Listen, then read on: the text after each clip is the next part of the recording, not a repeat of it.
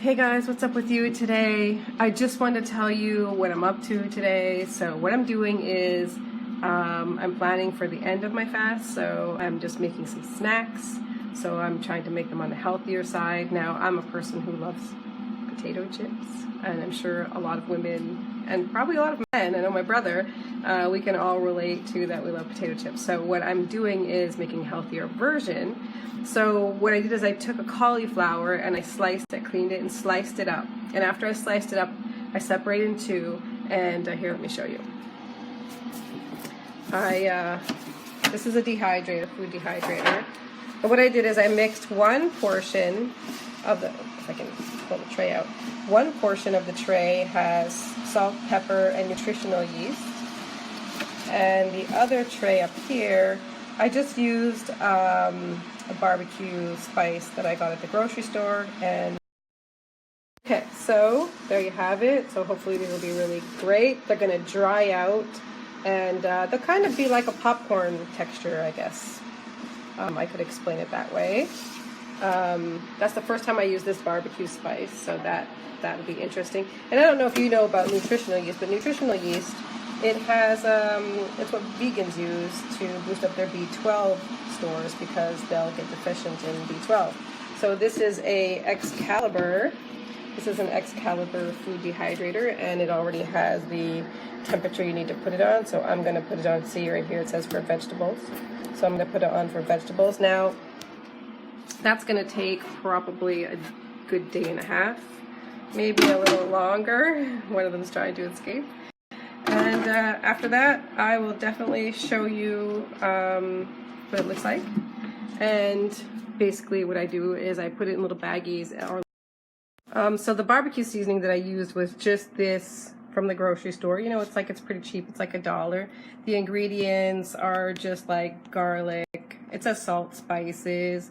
I mean, you can probably make your own or have any, you know, if you want to put chili powder and paprika, that's good too. If you want to, some people buy those popcorn spices, the popcorn seasonings, and just add that on. I find that after they're dehydrated, they don't add so much punch to the flavor. So, but that's what I do to prepare. Tomorrow, once these are done, I will make a raw potato chip with no oil. Basically, we just slice the potatoes on a mandolin, we flavor them, season them, we soak them in water first, actually, before we season them to get the starch out. Then we season them, and then we put them in the food dehydrator for another day and a half, and then we store those away. So this makes some pretty good whole food snacks. Now, when I'm going to break my fast, I was at the store with my daughter yesterday, as you know, and I got this beautiful Thai coconut. That's going to be the first baby coconut. This is the first thing I'm going to eat. Not eat, but drink. The first thing I'm going to drink, because it has plenty of electrolytes and rebalances my system, because you can't really just start off eating food right away. So you want to have something liquid and something, I'm trying to put it back in the fridge at the same time, something really half-decently nutritious that's going to boost back up your electrolytes. So you can also have vegetable stock. If you're paleo, I guess you can have like a beef stock or a chicken stock or something like that. But since I'm vegan, I'm going to have the vegetable stock. You can make your own homemade, or you can.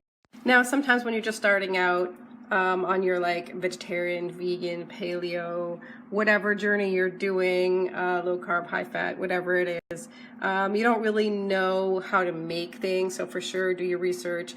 But I mean, basically, if you just put a bunch of vegetables in a pot, and basically like onion, celery, carrot, parsnip, anything you want, put it in the pot, boil it, season it, salt, pepper, then the stock will be really good. If you want to add vegetables to that later on, like for your second meal, you can add actual, like after you strain that liquid, you'll keep it, and that's what you'll drink as the broth.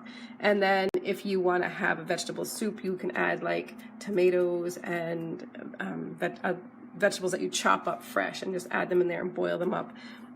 For your second meal after, you'll have salad.